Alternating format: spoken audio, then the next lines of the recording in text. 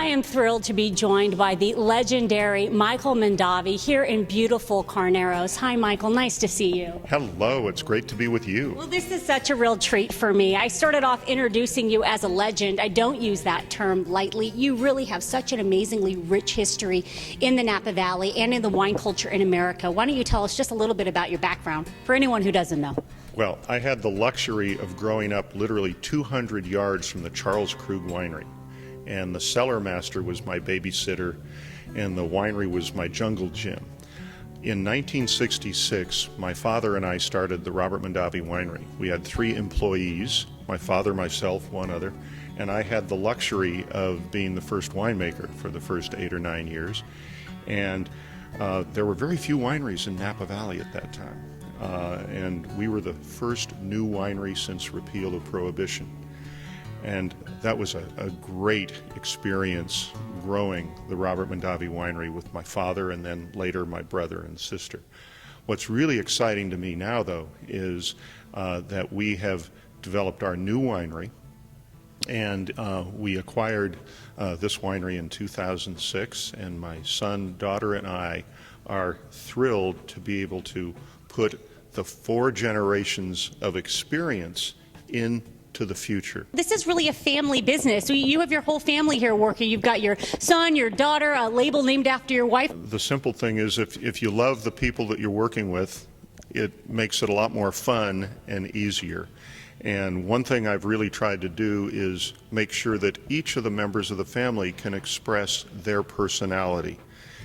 With the Isabel Mondavi wines, she likes wines that are a little lower in alcohol with rich flavors and not too much oak, just a kiss of the oak. And so our son Rob produces the Isabel Mondavi wines, and we don't call him the winemaker, we call him the interpreter. Oh. And his job is to make Mama happy. How's he doing? He's doing great. And then with the Emblem wines, my son and daughter work on that together. Rob is the lead winemaker, and they want to bring their 4 generations of history and of knowledge growing up in the vineyards, from selecting the best lands, the best grapes, with their sense of the foods, the style of wines today, for the foods that their generation enjoys. And then with the M Cabernet, that is my jewel, from the little vineyard on Atlas Peak with all this volcanic rock. And I love making wines that are in the classic Bordeaux style. In the 60s, when I started making wines, we were comparing the Napa wines with the great wines of Bordeaux. And we knew we had the soil, the climate, the grape varieties, and we knew we were gaining the knowledge to produce wines that would compete with the great wines of the world. The neat thing is, we in Napa Valley and in California have now produced wines that compete with the best of the best anywhere in the world. And it's really fun to be able to do that and impart part of your heritage and part of your personality and style into the wine. You were instrumental in bringing fine wines to America, to the American culture. How do you pass that on to your children? If you ever have like maybe 1 or 2 pieces of advice that you hope that they take from you, what would that be? Simply look in the mirror and make sure you do what makes you happy. Don't do it to please any other member of your family or to try to fill some shoes that were before you. If it makes you happy, you'll do it well. If it doesn't make you happy, you'll struggle. Do you think that's the secret to longevity in this business?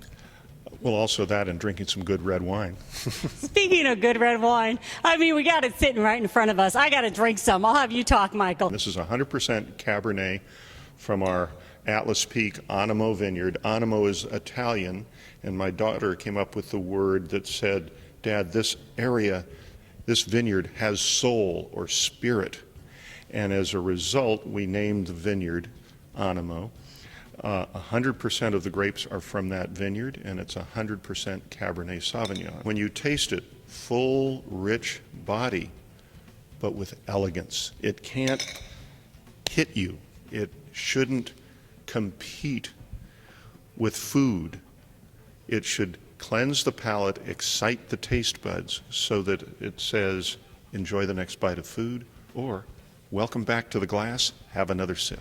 I'll take welcome back to the glass. I'll take another sip. Summer's here. Weather's beautiful. A big question I get from people all the time is, what are we drinking for summer? What wines are you excited about for summer? I love rosés for summer, and my wife, a number of years ago, said to our son Rob, you know those beautiful light rosés that we enjoy in France, will you make me some?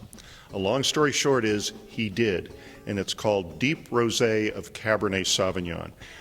In addition, we found that particularly in the summer when I get home and I like cooking and doing a little grilling, etc., I will take a wine glass and fill it with ice and have, as we call it, Isabel Rocks. See, Michael's breaking the rules. Who says you can't put ice in wine? You put ice in not very good wine, it'll just be cold wine that doesn't taste very good. You put ice in wine that tastes good, it'll be refreshing and taste great.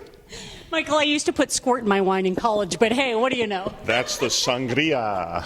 You've seen so many changes throughout the course of your life, I'm sure. What do you see for the future of the wine industry here? Well, for the wine industry, I think it's the most exciting era of the wine industry since the repeal of Prohibition. It's amazing. And the reason is I see so many young people that are interested in wine and food today, and they're not just looking at the ratings and saying, oh, I have to learn to like this wine. They're trusting their palate. They're tweeting with friends and they're saying, did you try that M Cabernet? It is spectacular. You should try it. They're trusting their own taste buds. And that is the greatest thing in the world for the wine business today and in the future. Right to that. Do you have a motto or a slogan or any sort of, I know certain families sometimes have a cheers that they say before they have a drink. Do you have anything like that in yours? Good health and happiness. Well, cheers. Here's to good health and happiness. Hear, hear.